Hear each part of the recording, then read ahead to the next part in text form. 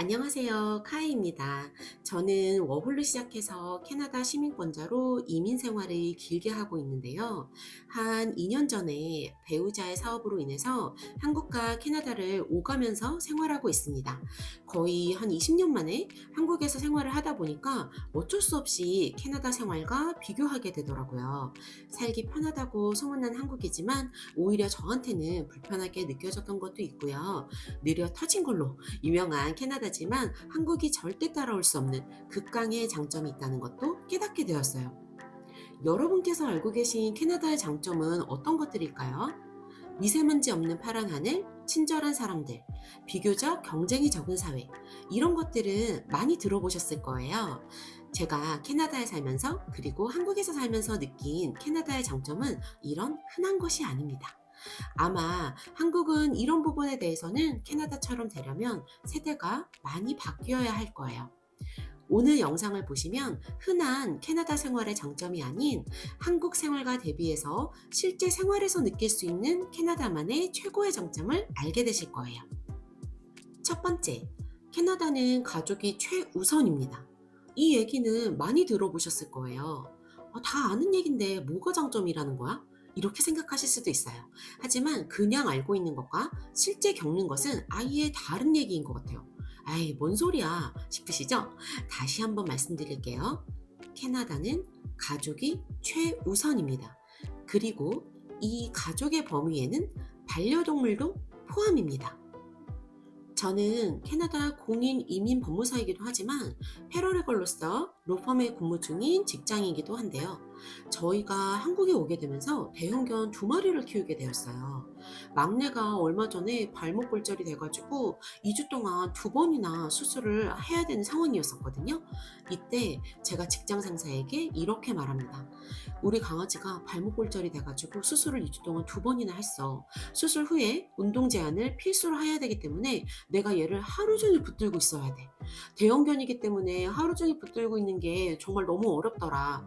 그래서 당분간은 근무 시간이 제멋대로가 될 수 있어.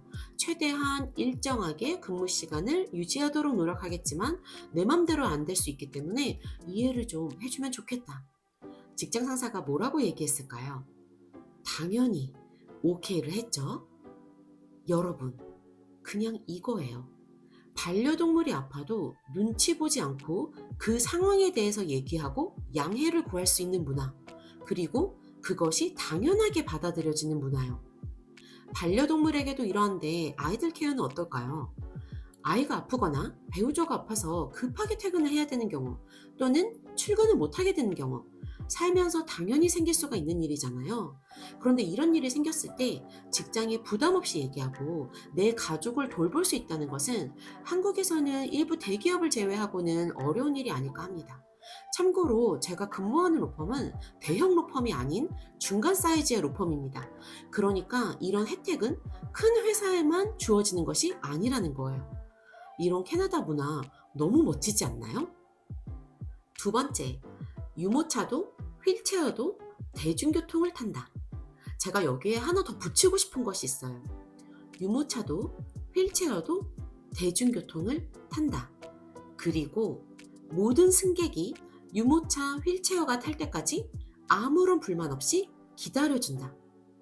제가 처음에 캐나다에 왔을 때 놀랬던 것이 자전거, 유모차, 휠체어 이런 탈 것들이 대중교통을 아무런 불편 없이 이용을 한다는 거였어요.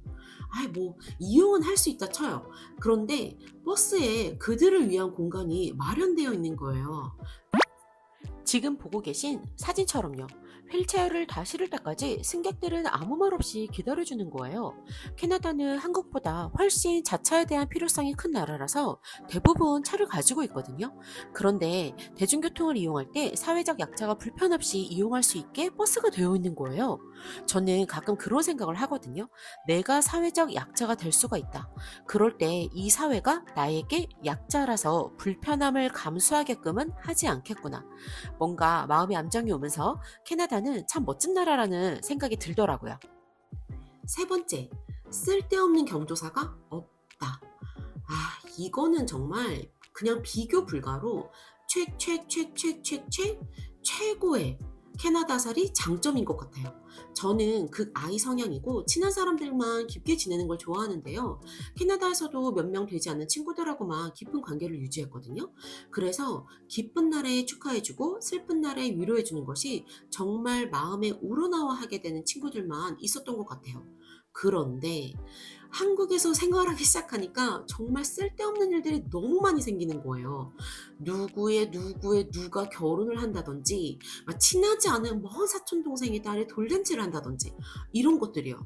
저에게는 사실 그냥 귀찮은 일들인데 어쩔 수 없이 참여해야 되는 일들이 너무 많더라고요. 도대체 한국에는 왜 이렇게 쓸데없는 경조사들이 많은 거예요? 예상하지 못한 경조사가 없다는 것이 캐나다 생활의 장점으로 다가오는 이유는 바로 생활비 때문이에요. 이민 생활이 보통 빡빡한 게 아니잖아요. 버는 돈도 쓰는 돈도 딱 정해져 있단 말이에요. 이런 와중에 크게 관심도 없는 사람의 경조사를 챙기느라 예상하지 못한 비용 지출이 생긴다? 그러면 엄청 큰 돈은 아니어도 예산에 벗어날 수밖에는 없겠죠. 그럴 만한 관계면 당연히 참여를 하겠지만 그 정도 관계가 아닌데 돈과 시간을 써야 한다? 저는 이게 너무 스트레스더라고요. 한국은 어쩔 수 없이 사회적으로 이 정도 범위까지는 해줘야 되는 어떤 무언의 가이드라인이 있잖아요. 그리고 이런 경조사가 사람과의 관계를 망치기도 하고요. 제가 다시 받을 생각으로 준 거는 아닌데 꼭 계산하게 만드는 사람들 있잖아요. 그러면 나만 엄청 치사한 사람이 되는 것 같고요. 캐나다는 내 마음에서 우러나는 사람들의 경조사만 참여하면 되기 때문에 쓸데없는 경비 지출이나 스트레스를 받을 필요는 절대 없습니다. 거칠애가 없다는 얘기죠. 남의 기준이 내 삶에 필요가 없다는 것. 이건 역시 캐나다의 엄청난 장점이지 않나 싶어요. 네 번째, 공권력이 강하다. 캐나다에서 경찰차나 앰뷸런스 출동하는 거 보신 적 있으신가요? 저는 캐나다 살면서 앰뷸런스나 경찰차가 거침없이 역주행을 한다거나 질주를 하는 모습을 보면 너무 멋있고 속이 뻥 뚫리더라고요. 도로의 모든 차량이 홍해가 갈라지듯이 샥 양쪽으로 붙어가지고 앰뷸런스나 경찰차가 갈 길을 만들어주는 거를 보면 뭔가 마음에 평화가 와요.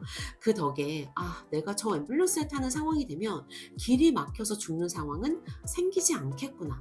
이런 안도감도 들고요. 그렇게 십수년을 살다가 한국에 왔는데 안 비켜주는 차들도 조금 있더라고요. 물론 예전보다는 훨씬 더 양해를 해주고 있지만 아무래도 도로 사정에 비해서 훨씬 많은 차가 있다 보니까 가끔은 빠르게 가지 못하는 앰뷸런스를 보면 제가 막 발이 동동 굴러지더라고요. 그리고 저는 캐나다 경찰 정말 무서워하거든요. 그런데 경찰뿐만 아니라 거의 경찰과 같은 피스 오피서들을 생활에서 자주 보게 되는데요. 그 사람들이 정말 친절해요. 친절한데 이상하게 괜히 무서워요. 피지컬부터나 이런 것들이 장난이 아니고요. 절대 뭘 안 봐줄 것처럼 생겼거든요. 이거는 아마 저만 느끼는 거는 아닐 것 같아요. 외모에서 뿜어져 나오는 존재감이 있어서 대부분 사람들이 만만하게 보는 존재가 아니라는 것은 확실해요. 그러다 보니까 경찰한테 시비가 붙거나 함부로 그들을 대하는 사람들을 보기가 너무 어렵거든요. 그래서 사회 구성원으로서 사람들이 공무 수행하는 그들을 리스펙하고 그 사람들이 본인의 업무를 제대로 수행하고 있을 것이라는 어떤 믿음이 있는 것 같아요. 그런데 이런 믿음은 단기간에 생기는 것이 아니기 때문에 캐나다가 괜히 선진국은 아니구나 이런 생각이 들더라고요. 마지막으로 사람이 차보다 중요하다. 제 경험상 한국에서 막 캐나다에 도착하는 사람들이 가장 놀라워하는 포인트가 바로 이것이 아닐까 해요. 캐나다에는 신호등이 없는 횡단보도들도 정말 많거든요. 보이시는 것처럼 이렇게 버튼을 누르면 사람이 건넌다는 것을 표시해주는 등이 깜빡이고 이를 본 차들은 일제히 멈추게 되어 있어요. 그런데 이런 신호조차 없는 횡단보도들도 정말 많단 말이에요. 이런 신호가 없는 경우에도 보행자가 횡단보도로 가까이 다가서면 거의 모든 차가 바로 정차해 줍니다. 그러니까 차가 지나갈 때까지 우리가 기다려야 할 필요가 없는 거예요. 차보다 사람이 중요한 게 너무 당연한 거잖아요. 그런데 제 배우자가 한국에 와서 저한테 가장 자주 한 소리가 여기 캐나다 아니니까 차 조심해서 건너라. 이 말이었어요. 큰 도로의 신호에서는 다들 신호를 잘 지키시는데 문제는 동네에서예요. 동네에서는 오히려 차 눈치를 너무 많이 봐야 되더라고요. 제가 운전하면서도 많이 보는 것이 사람들이 신호가 없는 짧은 횡단보도에서 차가 먼저 지나가길 기다리고 있더라고요. 저는 무조건 차를 먼저 세우거든요. 물론 캐나다에서도 차 사고가 늘 일어나고 모든 곳에서 언제나 안전하다고는 할 수 없죠. 그렇지만 기본적으로 사람이 지나갈 때 멈춰야 한다는 것은 너무 당연한 거잖아요. 근데 이런 당연한 것이 당연하게 받아들여지는 사회라는 점이 캐나다의 또 장점인 것 같아요.